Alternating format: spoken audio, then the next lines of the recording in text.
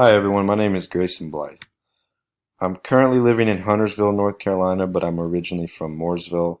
If you don't know where that's at, it's about 20 minutes from Charlotte. I'm currently a senior. I'll be a senior in August. My major is computer information systems, so what I plan to do with that is either work in the IT industry or work for a corporation where I can implement my skills to make their business run better or smoother. My backup plan is landscaping. I've landscaped since I was a junior in high school. My dad has his own company, so if all else fails, I plan on starting my own company with the business background that I've learned here at Appalachian State. I'm currently taking this class as a free elective, but health and nutrition for children is definitely something that's important to take away.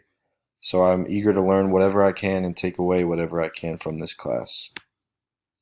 The thing that makes me unique is I have a twin brother. He goes to UNC Wilmington, so we are on both sides of the state, so my parents get to travel back and forth whenever they can.